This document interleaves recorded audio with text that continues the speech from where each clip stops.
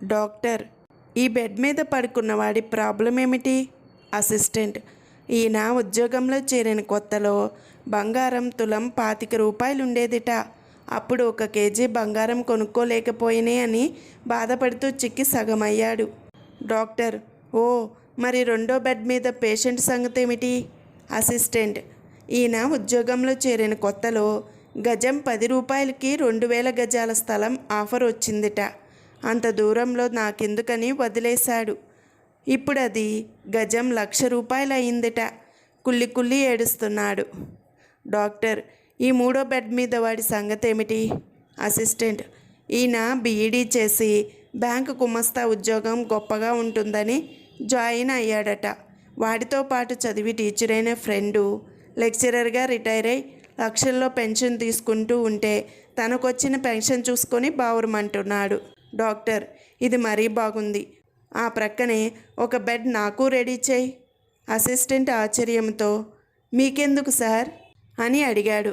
Doctor, ఏమీ లేదయ్యా, నేను డాక్టర్ అయిన కొత్తలో ఒక ఆయన బీఈడీ చేసిన వాళ్ళ అమ్మాయిని నాకిచ్చి పెళ్లి చేయడానికి 2 ఎకరాల భూమి 1/2 కేజీ బంగారం కట్నంగా ఇస్తానన్నాడు. నేను ఫోర్స్ కొట్టి వద్దన్నాను. అసిస్టెంట్, పోనీలే సార్ అన్నాడు. డాక్టర్, పోనీలే ఏమిటయ్యా, ఆయన ఇస్తానన్న ఆ 2 ఎకరాలు ఈరోజు హైటెక్ సిటీ మధ్యలో ఉంది. బంగారము కొండెక్కింది. ఆ అమ్మాయి ఏమో ప్రొఫెసర్గా రిటైర్ అయ్యి 6 అంకెల పెన్షన్ డ్రా చేస్తోంది. నేను వెరోడిలా ఈ హాస్పిటల్లో నైట్ షిఫ్ట్ డాక్టర్గా పనిచేస్తున్నాను. తలుచుకుంటే కడుపులో బాధ పైకి ఎగదన్నుతోందయ్యా. త్వరగా బెడ్ రెడీ చేయి.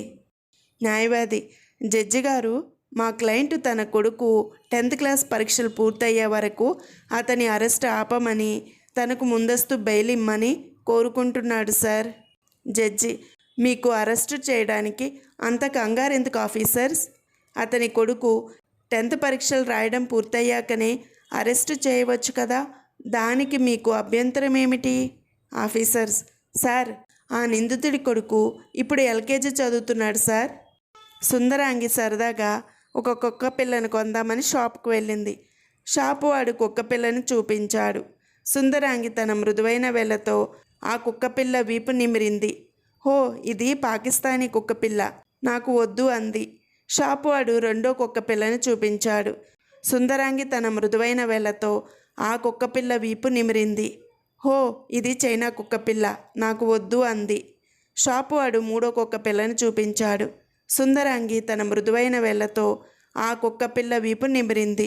హో, ఇది అమెరికా కుక్కపిల్ల, ఇదే నాకు కావాలి అంది షాపువాడికి డబ్బులిచ్చి. అవును, ఇంతకీ మీరు ఏ దేశం వాళ్ళు అని అడిగింది. ఏమో, నాకేం తెలుసు, మీరే చెప్పాలి అంటూ వెనక్కి తిరిగి నుంచున్నాడు షాపువాడు.